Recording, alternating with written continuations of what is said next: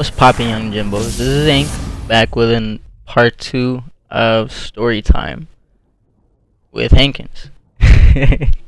And so last video I pretty much ended on how Jordan and Austin messaged me about going to this other tournament, and I was completely ecstatic. Like, I knew that I was noticed at Jordan's local. Granted, I placed 4th. The team I went with, it was a bunch of my school friends, like really good school friends. We thought we had it in the bag, if you want me to be honest. I didn't know that there was competition around here, and I was kind of wrong. I was very wrong, because I've met some of the best players at that tournament, and they're still playing to this day, and they're doing a lot better than what I'm doing, but we'll get to that in another video. So pretty much Jordan and Austin messaged me to go to this tournament, and I tell them I don't have a ride there, like I don't know where it's at, like none of that. And I end up going with one of my friends, Nick. He's a really good friend of mine. He's the one that pretty much taught me from Black Ops 2. Like, he told me about the MLG Pro Circuit, and at the time I had no idea what MLG even was. So he kind of ran it down for me, and we just became really good friends. And he also is one of the people that I teamed with at the local. And so anyway, we go to this tournament, and it's only a 4-team tournament, and I mean, you know, it was on Xbox, I think, and so 4 teams at a local tournament wasn't like what I was expecting, but it was still a tournament to me.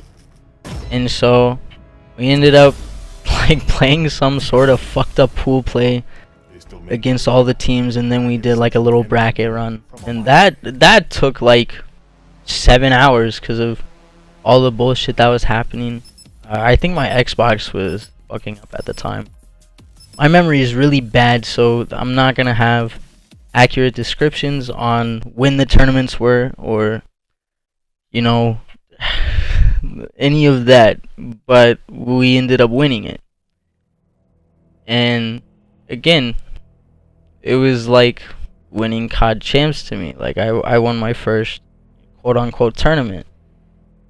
Granted, we lost money at the tournament because it was like a $20 buy-in for each person, and we only got $8 back for first, which Jordan ended up roasting them. It was so good.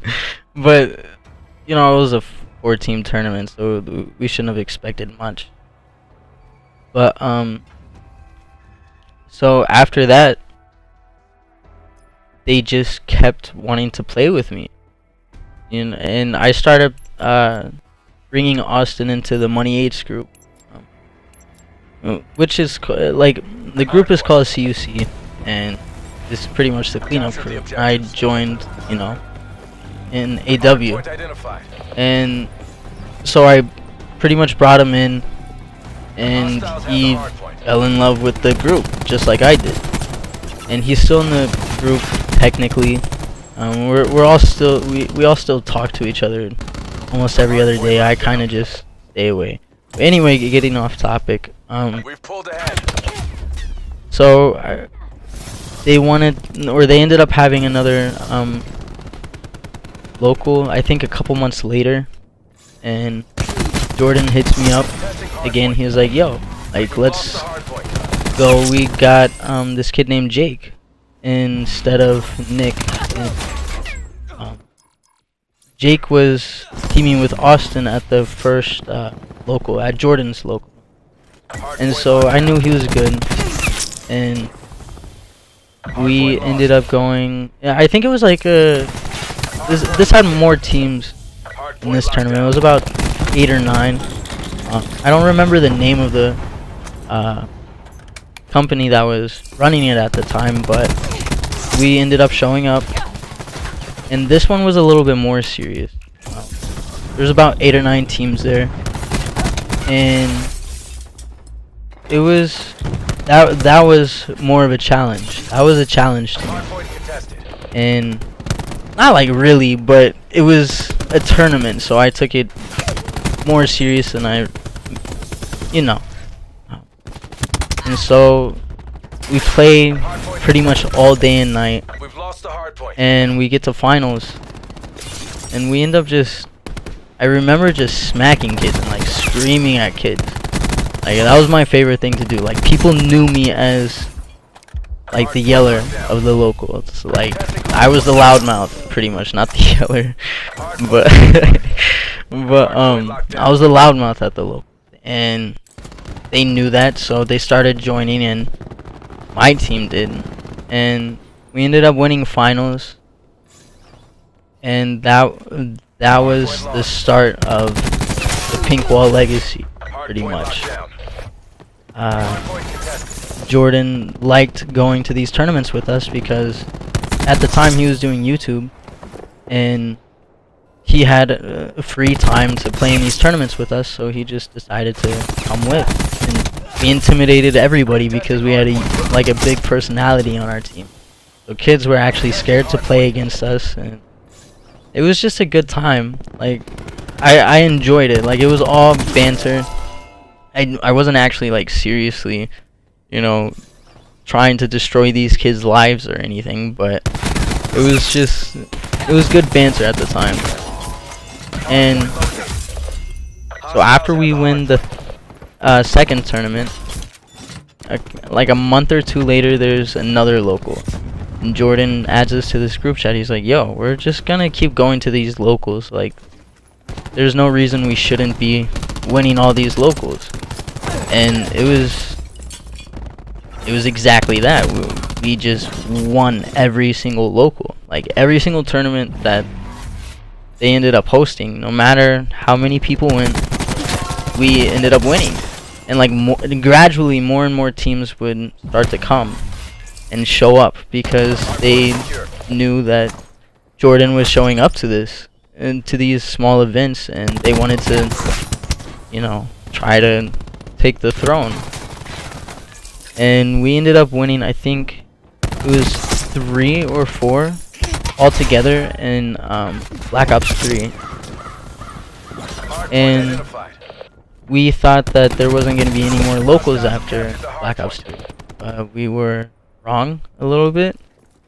And so IW comes out, and Jordan's like, okay, well, we're gonna keep going to these locals and we're gonna continue to smack kids.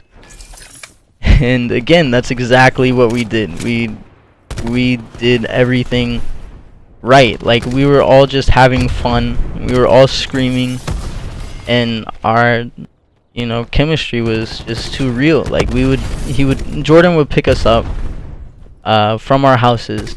Like he would drive in a little route that he ended up creating, and he would pick all of us up.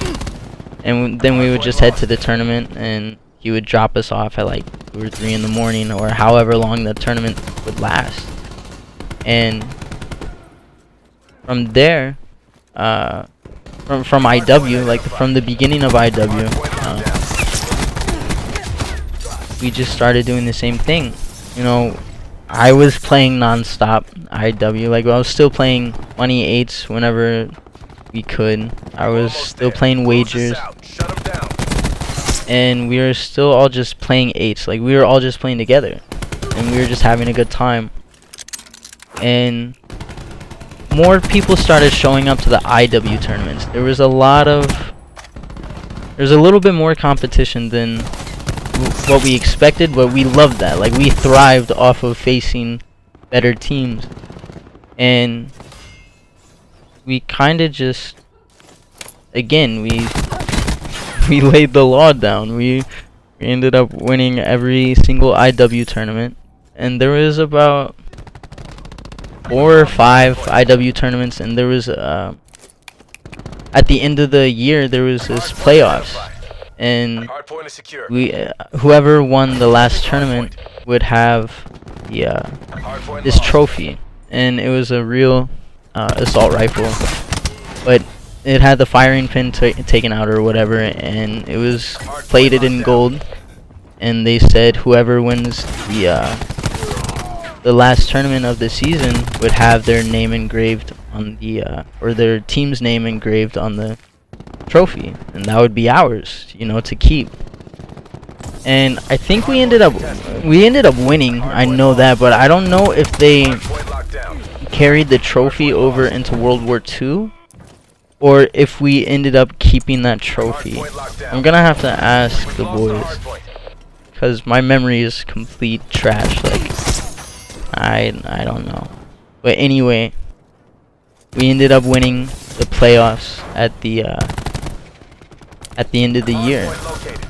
And by this time, I'm a lot sicker than I was the previous year, and I wasn't realizing it. I didn't realize how bad my health spiraled out of control. And granted, we still won the tournament. My health was deteriorating at a rate I was not expecting. But that's another time. That's for the next video. I'll get into more detail about World War II, and how things pretty much just started going downhill from the end of 2017. But anyway, this is part 2 of a story time with Ink, and I appreciate you guys tuning in. Thank you for watching and listening, and we'll see you. God damn it, why am I trying to